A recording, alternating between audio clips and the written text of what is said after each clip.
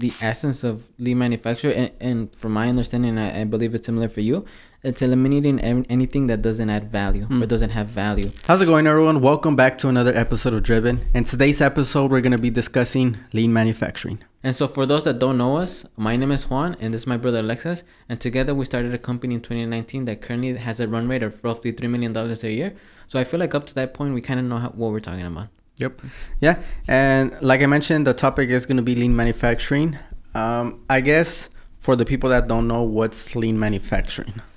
I guess just to keep it short and to keep it simple, lean manufacture is, from our understanding, because I know that it has a lot of meaning or different meanings for different people. I know there's kind of variations to it. I know it's not like just, exactly just one way per se, or one way. But in essence, it's if you're, like, for example, fulfilling orders, if you're a manufacturer, for example, like us that makes our products, cutting out everything that isn't of value to the customer. So, for example, if there's things that you do that the customer does not care for. So, for example, for us, if it's, what's something that we used to do? Oh, for example, extra cutting. Yep. Like, for example, cutting in a super small. That's something that we used to do, but the customer doesn't really care. Yep. And I know that took up a lot of time. I know that was one of it. And so the customer didn't value it. So we just took it out, and it allowed us to produce more and faster.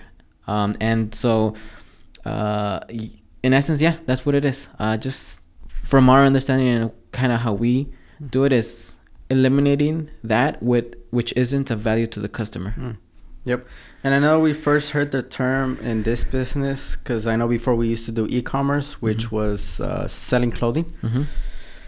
We didn't even hear about it. And then with this business, I know the first 2 to 3 years we didn't even hear about it. And then until eventually, I remember you came across a video, which was with Paul Akers. Yeah. He had his company Fast Cap, and then I know he really emphasizes lean manufacturing in there. Yeah. And that's how we came across it, no? Yeah, and so pretty much that's how we came across it on YouTube. And then I know that even he has his own, like, not his own, but he has his lean manufacturing way, which I know is slightly different from, like, like not the original one, but like it's slightly different. Yep. And so, but that's when we, in 2022, when we came across him. Yeah. And how was our business running before lean manufacturing and then after? Because I know we had to implement quite a few things. People had to get used to it. So there was quite a bit of changes. But how, like, in your eyes, how did it change? It changed a lot in for the positive. I know that we stopped doing a lot of unnecessary stuff. We started looking at it more from the customer's point of view, in the sense of, okay, what does the customer value? What do they really care for? And then just doing only that. So I know, like how I mentioned, that there's certain processes that we did that the customer didn't really care for, like they didn't value it, and it was just adding extra steps for us. And so we just cut a lot of those out. And so there was a couple examples. There was a product that we had to make like 500 units of. Yep. And for 4 people, it used to take us pretty much the whole week, from, let's just say, Tuesday to Friday. So let's just say 4 days. To create those 500 units, it took us 4 days. Before lean manufacturing, before when we still did, like the extra processes, extra steps, extra cutting, extra peeling, extra packaging. So it take us 4 days. After we started implementing lean manufacturing, we started removing a lot of the processes that weren't really important and the customer didn't really value. It cut, for those 4 same people, it took us from 4 days down to 1.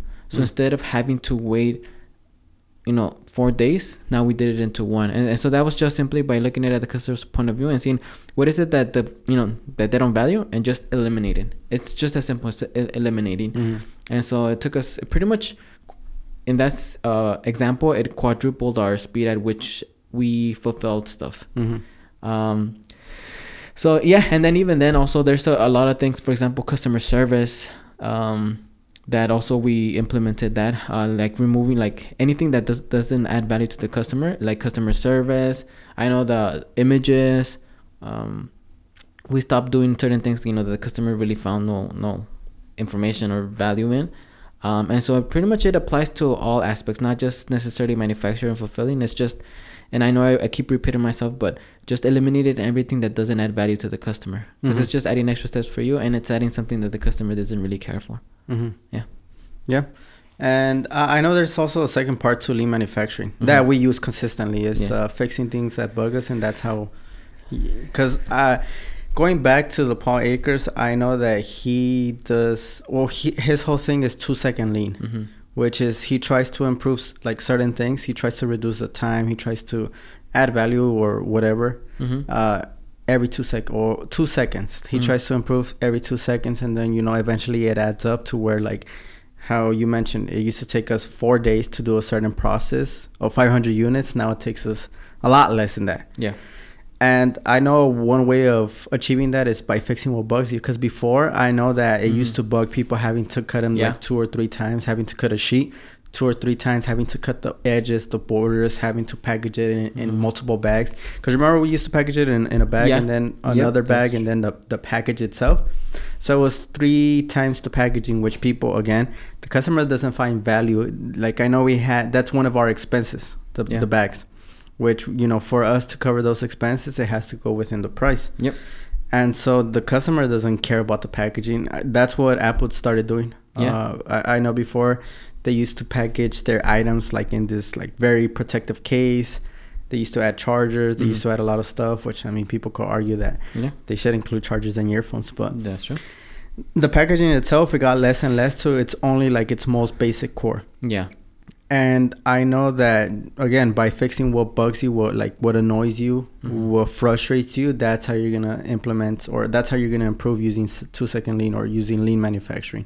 Yeah, pretty much like how you said it. It's just find things that annoy you, that bug you. Like you walking, like, for example, if there's tools that you have to go back and forth every time you make a product, that's something that's bugging, that's a waste. And I know there's, it's deeper into that. Like there's different types of waste. That's considered a waste of movement, like having to excessively go to somewhere and then get whatever tool and then come back. And so for example, in that situation, you just bring the tools, for example, let's just say on your table, and then you don't have to go back and forth, and then that allows us to ship faster. So it's a benefit to the customer too, because it allows us to ship faster, and just little things like that. Yeah, I agree. My next question, do you think it benefits people to implement it in their business or in their own personal life? Because I know you could also implement it in your own personal life. Yeah. Like if you're making coffee or whatever, you have the coffee on one end of the kitchen, but then you have the sugar on the other end. It kind of makes sense to put them together, or to find something, a way or a system for you to just not even think about it and do that. Do you think it benefits people using lean manufacturing? I think across the board. Because like how I mentioned, the essence of lean manufacture, and from my understanding, I believe it's similar for you, it's eliminating anything that doesn't add value or doesn't have value. So for example, if it's like the example you gave about the coffee, like one thing is in one side of the kitchen and the other one's in the other side of the kitchen, through lean manufacture, through like seeing what bugs you, having to go here and then having to go here in order to get the those items, just fixing what bugs you. So we just put them together. Or for example, I know that there was an example that Paul Akers used, and instead of like having sugar and cinnamon, he just mixed it together. Yep. So now he doesn't have to go like this and then like this. It's already like pre-mixed in that one thing, and so he just has to add. And so just so that will save time for you at home, but at the same time for business too. Like I remember that before lean manufacture, we were thinking that maybe one person in a month is able to fulfill $30,000 to $40,000 worth of product. Yep. But so if we apply that same thing to our current business now, let's say we roughly do $300,000 a month in sales. Yep. So at 30,000 to 40,000, let's just say 40,000 at its high. We would not need roughly 7 people in order to fulfill the orders at 40,000 a person per month, if that makes sense. Yep. We only have 4. Yeah. And the thing is that they're catching up. I know we were a little bit behind because of the surge of orders, but they're keeping up, and actually they're getting caught up, and they're actually passing what it is that we need. And so now I know we're looking into like the other marketplaces and to send the product out to. And so just like that, like we cut half of our fulfillment staff needs. Yep. Just by implementing lean manufacturing. And so that's something that I think anyone could use. I know for customer service that we have one, let's say, part-time customer service, and I know the rest of the time they use for other needs of the business, like making images and and whatnot. Yeah. But for customer service, I would think, and that's the thing, maybe we need to talk to more business owners, that for a business doing $3 to $4 million a year in revenue, for someone doing customer service only like part-time, a few hours a day, I think that's pretty good. I would think so. I think that's pretty good, and that's because we integrated all the different places we receive messages into one, so that saves time. At the same time, we also used AI, which I know is a big help, which you could consider lean manufacture because it's an improvement, because it's pretty much someone answering the basic messages most of the time. And so I think that's pretty good. Same thing with our design team. I know that now through fixing what bugs is having to crop out let's say the background. I know we use an AI now to crop it out, and that saved us, like, we did the math, and it saved us roughly for one person 2 hours a day, meaning that for something that used to take 8 hours in one day, now they take 6. Yep. And so those 2 hours throughout the whole week, that's that's pretty much a full day of extra work that they're able to do. And so if we just look at it, like, we're really like efficient, you could say. Yep. And that comes through the mindset, let's say, of lean manufacturing, just eliminating everything that doesn't add value to the customer, fixing what bugs us. And I think also that's one of the reasons why we rarely have any issues at the warehouse with people. Yep. Fixing what bugs us every day. And that's another thing that came from lean manufacturers, our daily meetings. And I know that especially like the bigger the team gets, the more issues, the more problems tend to arise. But I think part of the reason why we rarely have any issues with like interpersonal problems, or even like communication between like one of our departments to another, like fulfillment to the ones that create the products, why there's like so very little is due through the daily meetings, which came from the manufacturer, because then and there is when we fix the problem. And so it's very it's almost, I'm not gonna say it's not perfect, but by no means, but it's very like, I think our business is very like good. It's just us growing like the business. Yep. Because operations, the making of the products, everything it is, customer service, all aspects, I think it's pretty good. Maybe we might need to improve a little bit on how we train our people and like setting expectations and goals for certain departments, but I think overall it's really efficient. It's really good, and I think we saved a lot on staff. And at the same time, with the more staff, the more problems. The less staff now that we have for this size of a business, still relatively small, it saves us a lot of problems too, because you also seen, like, even with total 15 people, there's still occasional issues that happen between people. Yep. And so if I were to say, like, should they implement lean manufacturing or have that mindset of lean manufacturing in the business? Well, I mean, I think I've just stated a lot of them. More efficiency, less issues, less problems. You fix the problems faster. Just so many. Yep. There's so many that I can't think off the top of my head, but it's just really, really something that I think we both recommend to all business owners. Yep. And even then, let's say you don't have a business to where like you can implement it like fully, like how we mentioned, like at home. Yep. For example, like there was several, like, from the house. Oh yeah, I guess just from the house, like your kitchen, your garage. If you do landscaping for your own yard or trees or whatever bushes you have, I know setting the tools, like where you're able to find them. If you need to clean them, setting up a system where it's just like you just turn something on, it cleans up everything, your garage, your storage, how you set up your clothes. And I know it could sound very tedious, or like it's very kind of just like very nitpicky or whatnot, but it's just to make everything more efficient, because that's one of the things for us, having those systems in place, having not just having, but also fixing what bugs us. It makes us think about certain things a lot less, which now we're able to use to focus on other things, to focus on the big picture things, to focus on fixing problems, solving issues within the business, maybe like problems that workers have, or what we need to do to get to the next stage of the business. So it allows us to focus on that.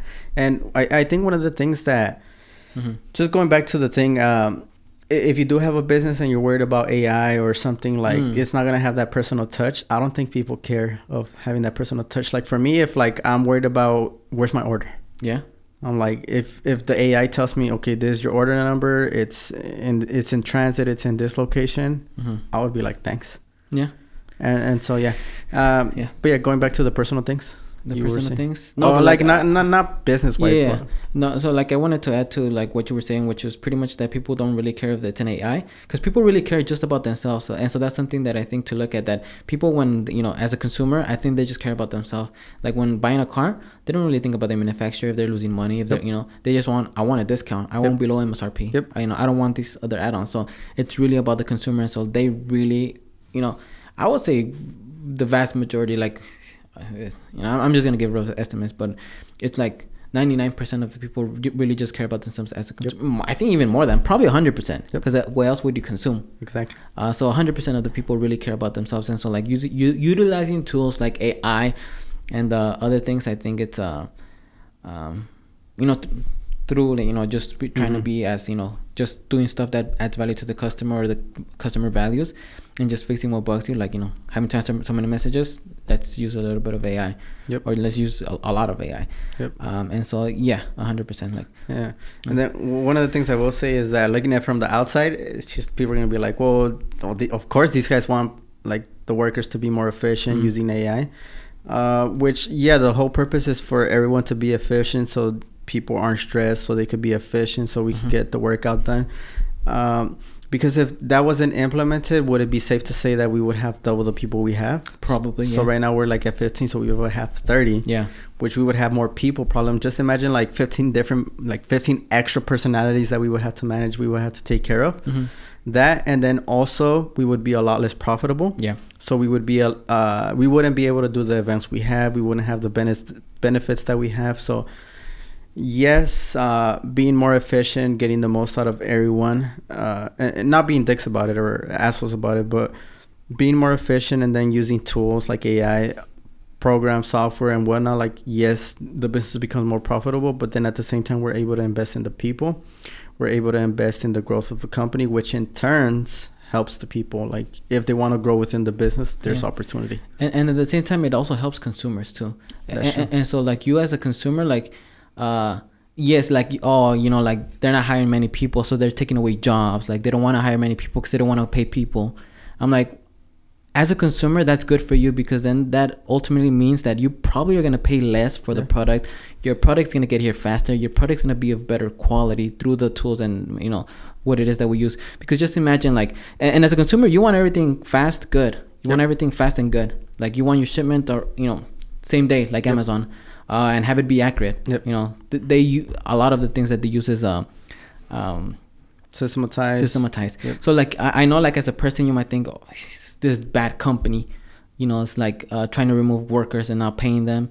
But then you as a consumer also want everything fast and good and cheap and cheap. So it's kind of like which one or the other. One or the other. And so, and at the same time, it's kind of like the for people or for like workers, like, but I think that's beyond the point of like, I don't know why this scenario came in my head of, like, for example, let's say you're out driving in the middle of the night, and like you get a flat, or you get something.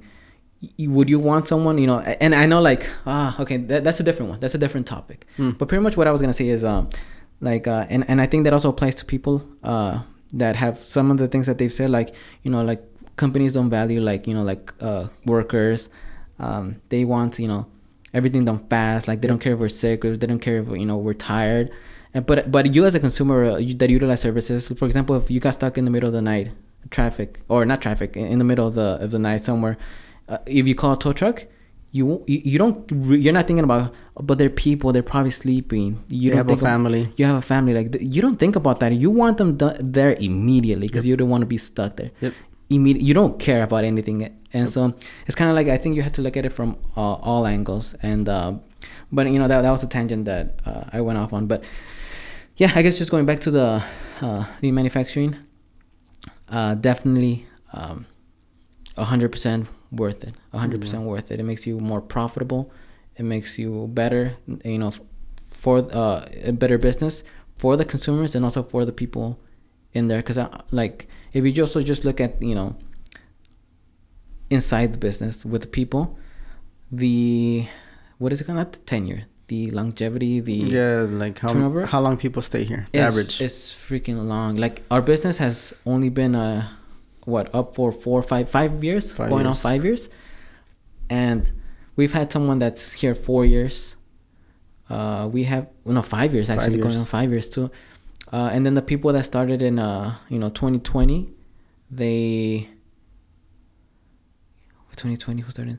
Well, one of our guys here. Yep. I know the other ones left for other reasons. We either had to it wasn't a fit or one-up, but it wasn't really because of all the business was treating them bad or was the environment, or maybe there was a couple, but the longevity is pretty here. Is pretty. I guess my point is that the longevity, the tenure, the turnover is low. The longevity is high. Everyone here, aside from the people that we hired this year, everyone here has been longer than 2 years. Yep. For a 5-year-old business. Yep. Meaning that it's crazy. Something's being done. Yeah. Good. Yep. And a big part of it is lean manufacturing, the mentality that taught us.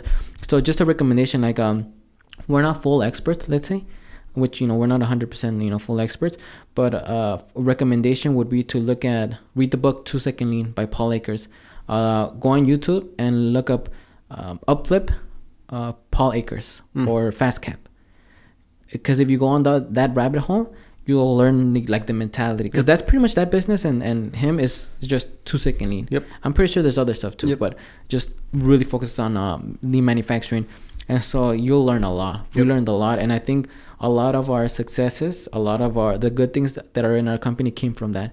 And so just look at that, and I think it'll help a lot. Yep. But 100%, I think everyone, I think no one would be negatively affected. I think no one would be negatively affected by looking into lean manufacturing and 2 Second Lean. Yep. Because if I would sum it all up, I would say that lean manufacturing, it teaches you how to problem solve processes, workflows. Because now, same thing for now what I'm doing, which is the media department, with the editing, with the whatever I need to do for the media side. Is now I'm looking at processes. I'm like, dude, there's different ways we could do this process. There's more efficient ways we could complete the task. So I think, like I mentioned, to sum it all up, it just teaches you how to problem solve certain aspects of doing certain tasks. Yeah. But yeah, I think that's do you have anything else then? Nope. No? I think that sums it all up. So with that being said, this has been another episode of Driven. My name is Juan. My name is Alexis. And we'll see you on the next one.